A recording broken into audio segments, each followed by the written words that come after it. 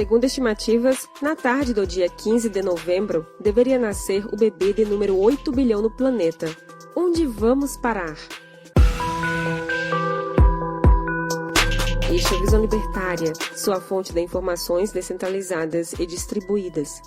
Segundo as estimativas de crescimento populacional, o mundo romperia a linha de 8 bilhões de pessoas na tarde do dia 15 de novembro de 2022. E não vai parar por aí.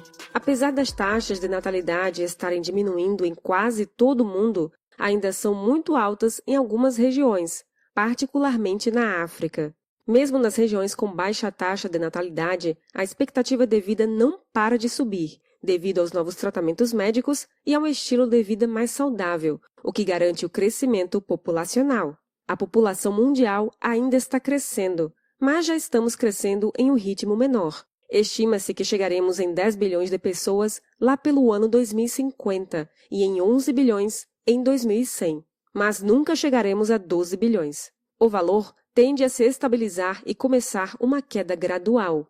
Tudo isso são estimativas, lógico. Doenças e guerras podem diminuir sensivelmente a população, como também novas descobertas médicas podem estender sensivelmente a duração da vida humana. Mas tudo indica que chegaremos nesse patamar. Ainda assim, muita gente se pergunta: o planeta aguenta tanta gente?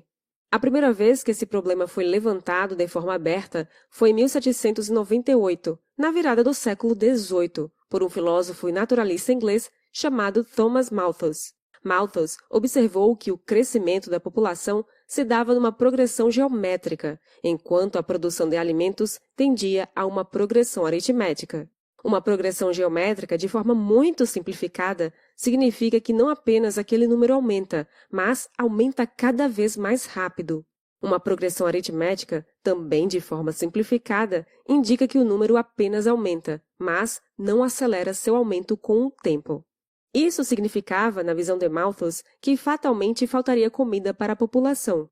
Se guerras e doenças não aniquilassem multidões de tempos em tempos, dizia ele, essas pessoas morreriam de qualquer forma pela fome, pois não haveria comida para todos. Em última análise, a visão de Malthus era que as guerras e as mortes de plebeus eram justificáveis, já que a população iria morrer de qualquer forma. Se não houvesse mortes no atacado por muito tempo, a fome se encarregaria disso. A verdade é que, hoje em dia, Malthus se provou errado. O mundo tinha, segundo estimativas, pouco mais de 1 bilhão de pessoas em sua época. Hoje, temos 7 vezes mais pessoas. E, embora a fome exista em regiões específicas do globo, certamente não é uma tragédia global capaz de reduzir a população mundial.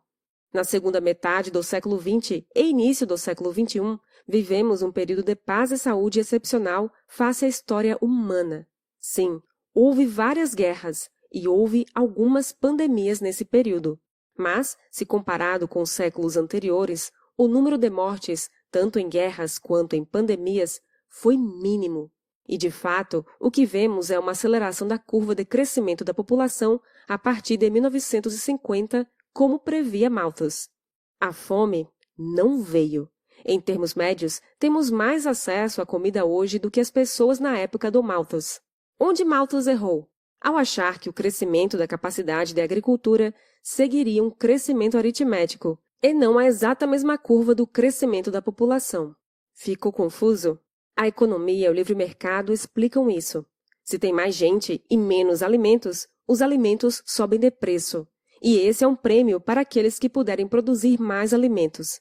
As pessoas vão investir um esforço enorme na produção, vão acabar produzindo o alimento necessário. O crescimento da produção de alimentos não é maior que a população, simplesmente porque daí os alimentos barateariam de preço e as pessoas não veriam incentivo em produzir alimento. A curva da oferta e da demanda, associada ao axioma que sempre se pode aperfeiçoar a tecnologia, garante que sempre haverá alimentos, qualquer que seja o número de pessoas. As previsões pessimistas de Malthus, porém, nunca desapareceram completamente do ideário. Existe até um nome para o tipo de pessoa que acha que tem gente demais no mundo: malthusianismo. Alguns acham que uma hora vamos chegar no limite e que não vai ter tecnologia capaz de mudar isso. Mas o fato é que essa visão pessimista parece cada vez mais distante. Porém, é preciso lembrar o outro lado da teoria de Malthus. O governo da Inglaterra gostou da teoria porque podiam usá-la para justificar um monte de coisas. O uso de violência contra plebeus, o envio de indivíduos para morrerem na guerra e por aí vai.